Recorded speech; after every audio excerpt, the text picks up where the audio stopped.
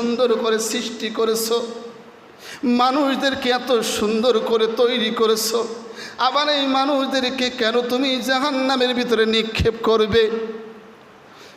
আল্লাহ তাআলা তখন মূসা নবীকে বলল, ও আমার বন্ধু, ও আমার দোস্ত, তুমি ধানের চাষ করো।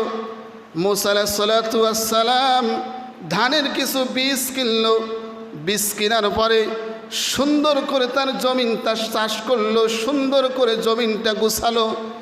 গুছানোর পরেই জমিনের ভিতরে ধানের বীজ বপন করলো, ধানের বীজ ছিটাইলো। কিছুদিন পরে এই ধানের চারা থেকে, ধানের বীজ থেকে সুন্দর সুন্দর চারা গোছাইলো, সুন্দর সুন্দর চারা উঠলো। মূসা আলাইহিস সালাতু ওয়াস সালাম চতুর্দিকে তার ক্ষেতটা ঘিরে রাখলো, যেন ছাগল গরু পশু পাখিতে ক্ষতি না করতে পারে।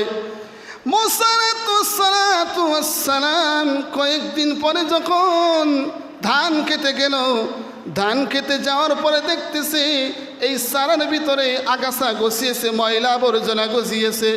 এগুলো সুন্দর করে পরিষ্কার করে সার দিল, পানি দিল। কয়েকদিন পরে মূসা আলাইহিস সালাতু ওয়াস সালাম ধান খেতে আবার গিয়েছে।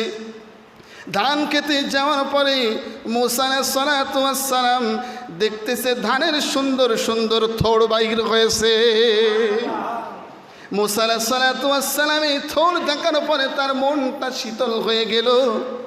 যারা কৃষক মানুষ, যারা চাষাবাদ করে, যখন তাদের গাছে ফল দেখতে পারে তখন মনটা কেমন জানে শান্ত হয়ে যায়, কথা ঠিক কিনা?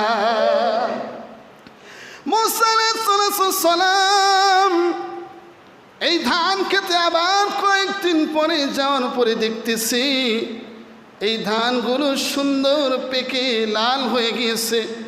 মূসা আলাইহিস সালাম ধানগুলো কেটে বাড়ি আনলো। বাড়িতে আনার পরে এগুলো সুন্দর করে মল্ল, পিষলো।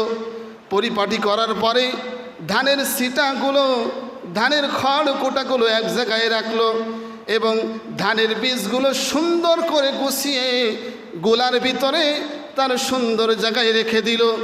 রাখার পরে এই ধানের ছিটাগুলো, খড় কোটাগুলোর ভিতরে আগুন ধরিয়ে দিল। আমার আল্লাহ তখন বলতে থাকলো, মূসা রে, তুমি রোদে পড়ে বৃষ্টিতে ভিজে ভিজে এত কষ্ট করে ধানের আবাদ করেছো, ধানগুলি তুমি কত সুন্দরভাবে গুছিয়েছো। এগুলো গুছানোর পরে আবার কেন আগুন ধরিয়ে দিয়ে ছাই বানিয়ে ফেললে? মূসা আলাইহিস সালাতু ওয়াস সালাম আল্লাহর কাছে বলল, গো মালিক, আমার উদ্দেশ্য ছিল ধানের বীজগুলো নেয়ার, আমার উদ্দেশ্য হাসিল হয়ে গিয়েছে।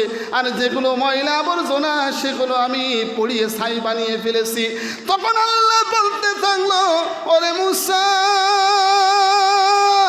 যেগুলো আমার বান্দা, যেই বান্দাগুলো, যেই গোলামগুলো আমি আল্লাহর ইবাদত করে আমাকে সন্তুষ্ট করে আখিরাতের ময়দানে আসতে পারবে, আমি আল্লাহ তাদেরকে জান্নাতের ভিতরে দাখিল করব। আর যারা ময়লা আবর্জনা তাদেরকে জাহান্নামের ভিতরে নিক্ষেপ করব।